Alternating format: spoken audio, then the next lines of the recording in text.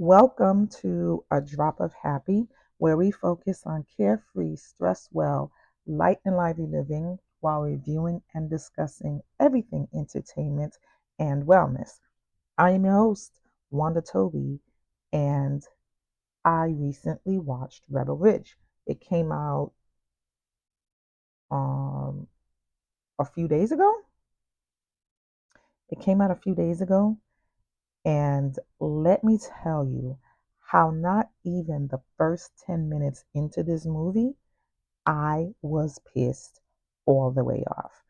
Because who the hell are these evil, small town, ass backwards police officers to manhandle and malign this man, Terry Richmond, who is basically riding his bicycle, while black?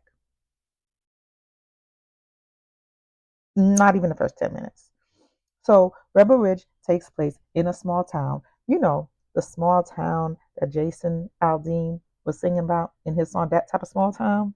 We know that type of small town, the sundown type of small town, the small town that you drive carefully through. Actually, the small town that you try not to drive through at all. Small town that you be like, let me avoid this small town because if you know, you know. It's called Shelby Springs, and Terry Richmond, who's a former Marine, is trying to post bail for his cousin. Unfortunately, before he's even able to do that, he runs into some really bad cops, and they abuse him and they steal his money that he was going to use to bail out his brother. And it was given very much Jason Statham movie vibes, where they do something wrong to him or to his peoples or something, and then he kicks everybody's ass. Everybody's ass. That's the basic gist of it. So Rebel Ridge co-stars newcomer to me, but not so newcomer Aaron Pierre, and he plays Terry Richmond, and he's kind of a newcomer because he has like maybe 12, 13, 10 to 12 credits under his belt. So that's kind of a newcomer. Um, he has a lot that I've not seen that are kind of on my avoid to watch list. But I did see Old, and I feel like I have to go watch it again because I don't remember him. I think he was the rapper dude or so. I don't remember him. So I'm like, okay, let me go watch Old again so I can be refreshed. But he's 30s, young guy, has a lot to go as far as acting future. So he plays Terry Richmond, and then Anna Sophia Robb as Summer McBride, Don Johnson as Chief Sandy Byrne. Um, and I don't know, I always like seeing Don in stuff. Maybe it's just a reminiscent of my old uh, Miami Vice days. David Denham as Officer Evan Marston. So this movie was in the making for quite some time, apparently, like past maybe 5 years or something like that. And it did have some delays before being released. One of them was they lost their leading man, which was supposed to be John Boyega, which I love me some John Boyega. Um, he ended up pulling out, and there was a lot of rumors stirring around his not doing the thing because I think they were like in production. And he did end up, his agent ended up releasing a statement basically saying that he had to pull out due to some family situations. And it, like all the rumors that were going around that he was difficult to work with, blah, blah, blah. I guess there was some, or something. Anyway, he squashed that and was like, that's not the reason. He had some family situations going on, yada, yada, yada. Which then shortly after, well, what, last year or the year before, they did release They Clone Tyrone, which was so good, by the way. If you have not seen They Clone Tyrone with Jamie Foxx and John Boyega, you really should. So in this case, in comes Aaron Pierre, who is another British actor, by the way, who takes over the role. And I have to say his acting was pretty solid. And although the overreaching theme was police brutality mixed with a good old dose of small town prejudice, Rebel Ridge did introduce some new areas or overlooked areas of exploitation in the legal system, which is like legal seizure of assets during a police stop, also known as civil asset forfeiture. So in the movie, and I'm not giving too much away, again, I'll tell y'all when the spoilers are coming up, but in the movie, Summer revealed that they can actually keep this man's money. And in civil forfeiture, uh, they can keep it even if the person is not charged with any crimes. And in order to even get it back, like once they take it, you have to go through a costly legal battle, which usually isn't even worth it at the end of the day, because what you got to pay for the lawyers, blah blah blah, like it's cost prohibitive. So what happens is a lot of people probably don't even bother. Again, it, it's very important. The key is if they weren't charged or if they were innocent or if the money was legitimate, it don't matter. They lose that money. So this was another layer of a messed up, corrupt activity that was happening in this town. So plot wise and storyline wise, they had a lot to work with. Because really that was just the tip of the iceberg of corruption that was happening in Shelby. And I thought actually they did a good job. They had a lot to work with. I felt okay about that. Um, I wasn't really mad about that because they really addressed the not so subtle things in a very subtle way that wasn't like it wasn't in your face, but it was in your face, and they really kind of wove all those things together because these were just terrible ass people doing jacked up stuff in this town overall, like like bad. But my main issue with the movie was it was sort of kind of boring at times, which is kind of weird because if anybody has heard my reviews before, read my reviews before, y'all know I have a huge thing about pacing, but I don't think the thing that I can't quite put my hand on is not really an issue I have with the pacing.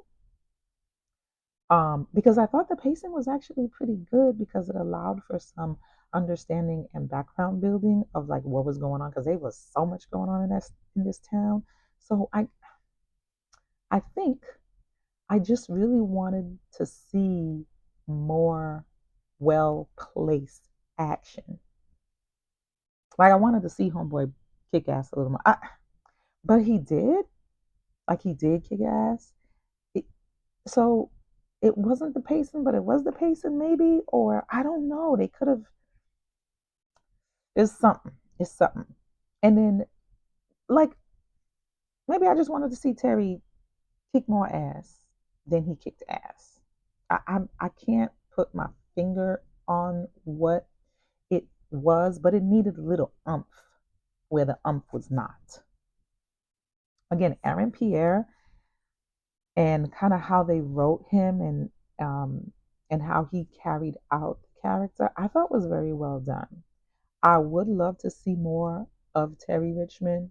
Like, I feel like he needs another movie because I, I want to see more. And that's a good thing. That's a good thing when you want to see more of a character. And I do. My other issue was the ending. I'm not going to give it away. Spoilers coming soon. But I was not crazy about the ending. I don't care for ambiguity and filling in my own blanks. That's not why I watch. I don't watch for that. I watch to get things tied up in a nice little bow and served and clarified and boom, here you go. So and to be like, if it's not, I'm like, oh, we definitely getting a number two. We definitely getting a number two. I didn't get that. So that was my issue with the ending. I was like, what's happening? Uh, okay. But again, I enjoyed the cast. I enjoyed the chemistry. Like they did their thing, and the film definitely evoked some emotions. Uh, and Aaron as Terry Richmond, he did. I personally think he did that. He did his thing. I personally think he really did. Is he the next big thing? He's young. He killed it. He has some decent acting creds on his resume. He's about to be Mufasa. Like, wait a minute. Here's the thing. I hope he doesn't have any skeletons hidden in his closet. I hope he doesn't because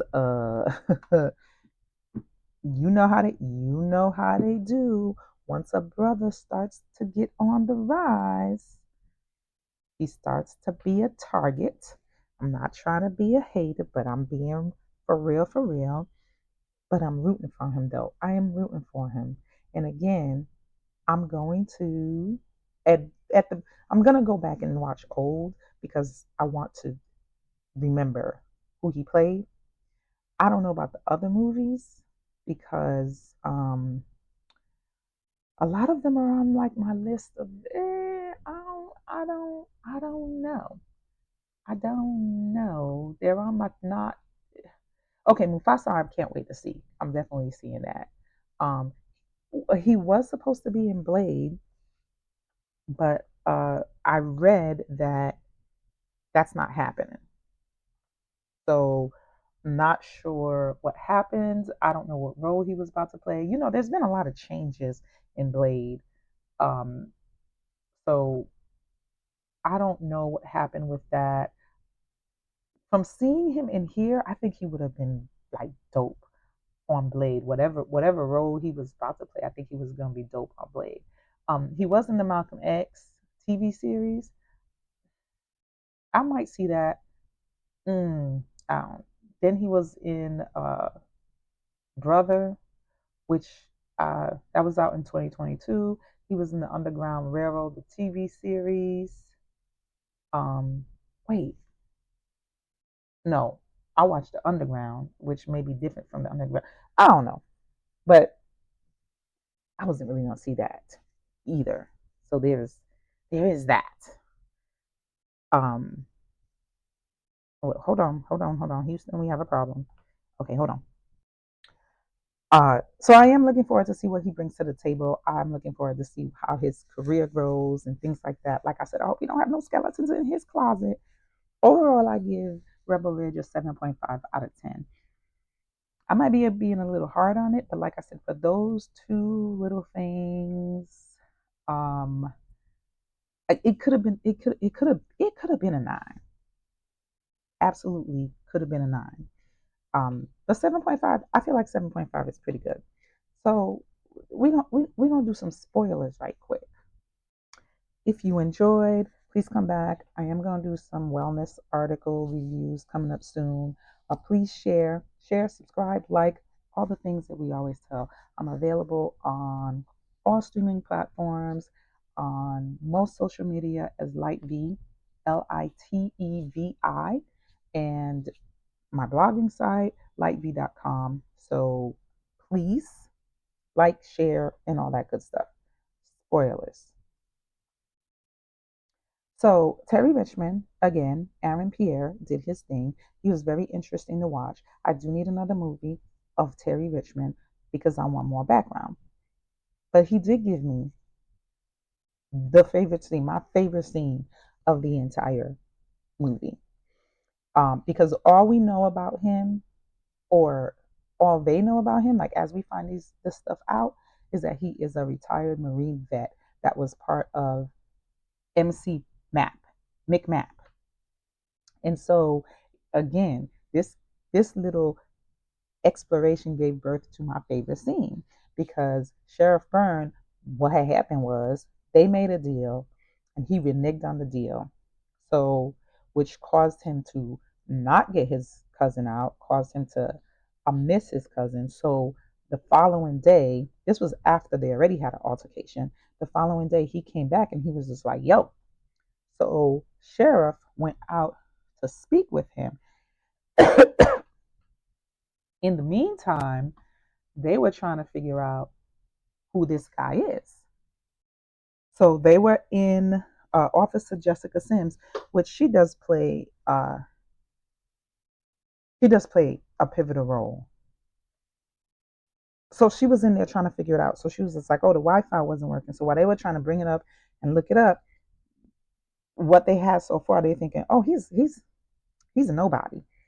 He's a nobody. It's whatever. Okay. So while he's out there,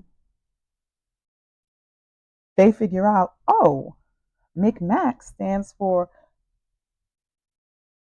Marine Corps Martial Arts Program, specifically close, hand to hand combat. So they're about to run out and warn Sheriff Byrne because he went out there real cocky, like, huh, well, then I don't got nothing to worry about. So, okay. Talking about he almost had a heart attack. Oh, okay, sir. Okay. So he went out there and he got his ass handed to him. And then Terry, then a whole scene, a whole drama started. But that beginning part was my favorite scene of the entire thing. Okay. Um, and I just loved it. Now, Summer, who was played by Anna Sophia Robb. Um, I thought the characterizations that they did, personally, I thought they were pretty good. I thought they had interesting character building. She was the only one because at one point Terry went to the courthouse to try to get help, and another character named Elliot. Elliot was just like, "Listen, I'm out. I'm about to go to this picnic. Which I thought was interesting. But anyway, I'm about to, figure it out. Monday comes, whatever. He'll be there through. He did not care. So then Summer. She was the only one willing to help Terry with getting his cousin out. And again, the issue was that Terry had gotten into some trouble.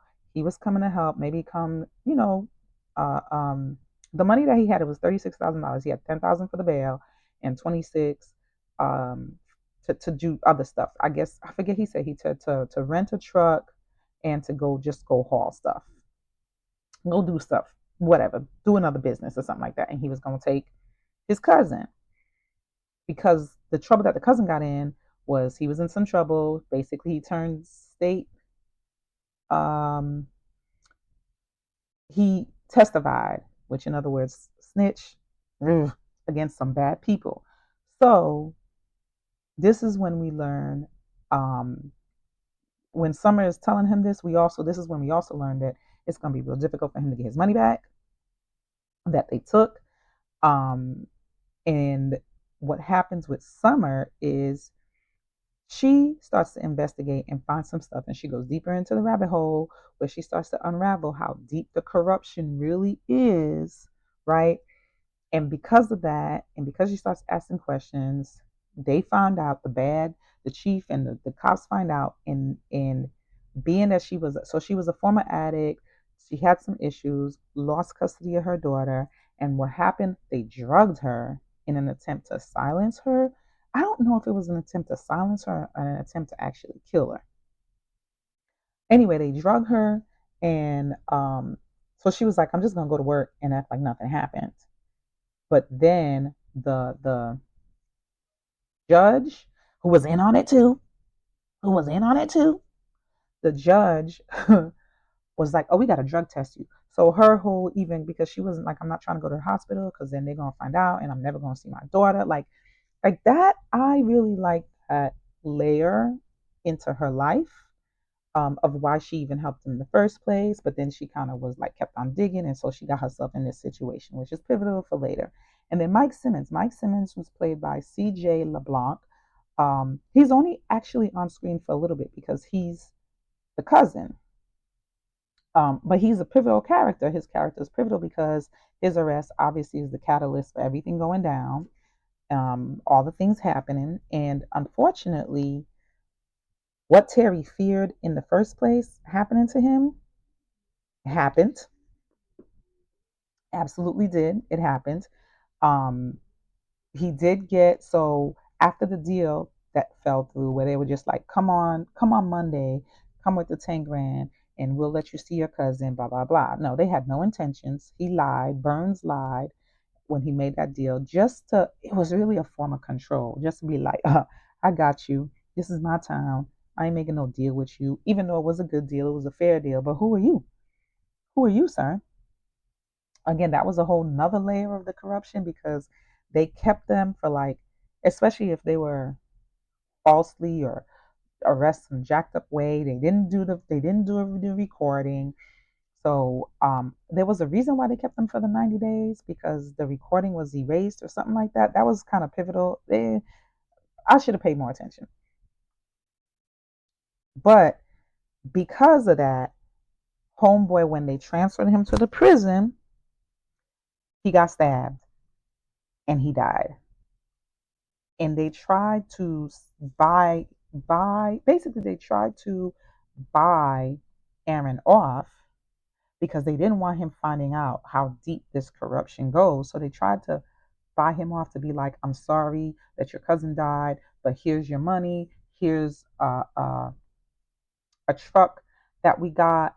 Leave and don't ever come back, because we can get you on multiple charges. We can, because all that shit was fake that they trumped on him.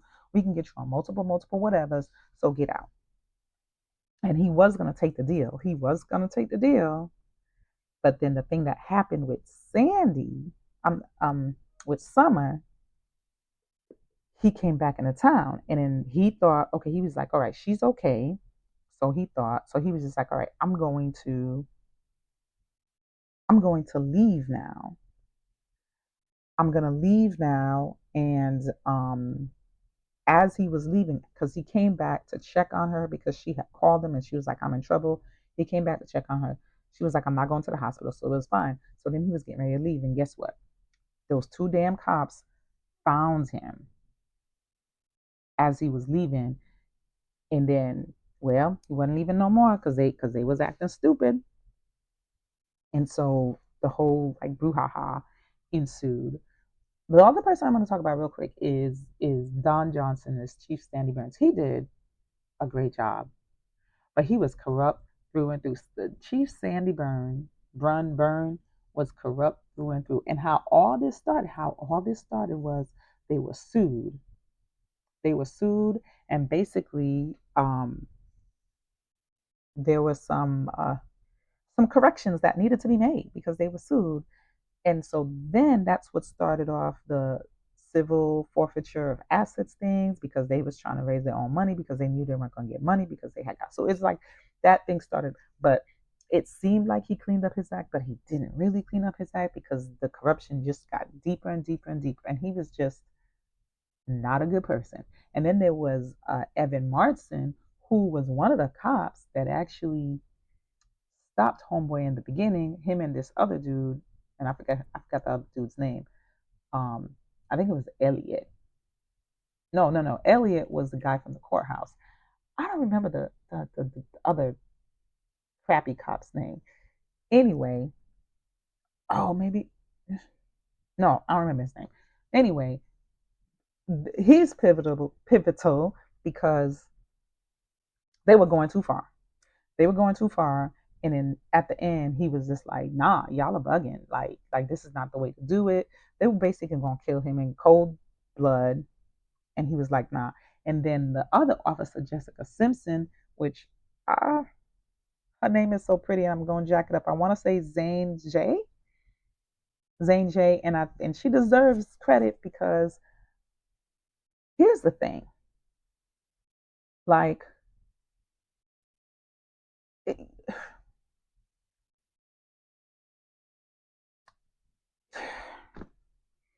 because you a sister, right? Because she's a sister working in that system. So you got to protect yourself. But when is enough enough? When is enough enough? And I think she was like stuck with, she's doing the right thing, but she know they was wrong. Oh, I don't know if she did know they were wrong. So at one point, I felt like Brother Man was just like, okay, like you know what he's doing here is wrong, and he trusted her, but it eventually paid off because she thought she too she was just like, nah, nobody's gonna die today, we're gonna do this blah blah blah blah blah, but she was still upholding the corrupt crap that they were doing because he but at the same time, I mean, she had to live with these people. First of all, I don't know why she was living there. There's so much, but anyway, I thought she was a very interesting character in this situation, and it's a lot to peel back with just her, to be honest, right? But anyway, so between Evan and her is the probably the only reason why that homeboy made it out alive. If it was like, obviously it's a movie, so they could have figured out a way to make it out alive. But I like this course. Because at one point Terry thought she was gonna follow through with basically doing the right thing, but she didn't because she thought she was doing the right thing for the police force. And she thought they were gonna do the right thing. I don't think she thought just like Evan, I don't think they thought they were gonna take it this far to be cold blooded murders. And so when she saw it, she was just like, "Oh, this they really trying to kill this dude, like for real, and what they doing?" So they both kind of like, but it was because of her that um, the state police came and I think she like in the background reported it, whatever, whatever, and Sandy Byrne got busted. So I think she's a really interesting character. But here's the thing: why I didn't like the ending. I'm gonna tell y'all what happened at the ending, and I don't know, maybe y'all liked the ending, but I did not at all because they were like, I don't know if Marston survived. But he did say, listen, you got to get the dash cam footage because it records like the dash cam when they had the basically the showdown. He was like, the dash cam will record 3 minutes prior to when they shoot me. So you got to get in my car and start the headlights because once you start the headlights, it automatically records the dash cam. So he was just like, you got to get that footage. It's in the back of the trunk. You got to get it. So the very end, because he got shot. When they had the little showdown, he was like, nah, they shot him in the leg. And he was like, oh, it's only, Burns was so confident. He was like, oh, it's only a flesh wound. But they nicked an artery because dude was bleeding out. So Terry saved him. And at some point, they drugged the heck out of Summer. So he instructed him how to administer the Narcan. And then they were leaving. And that's when they kind of got a police escort to the hospital. So Marston wouldn't die. So he's like, basically, whatever happens, get that recording out of the car. There was a whole bunch of stuff in between with the recordings, blah, blah, blah. So the end, they got to the hospital. I guess they get him out. He didn't look like he died because he looked like he was about to go out. He looked like he was falling asleep, whatever. He didn't, I don't think he died. And then they also got Summer to the hospital. Then they showed him going in the back, pulling the recording out. And then he goes back to the hospital room and just the hospital hallway, whatever, and just sits there with it. Sir, I need closure. I need like what happens? What happens? So that's why I'm like, the ending could have been a little bit better for me. Because I was like, that, you know. But overall, enjoyed 7.5.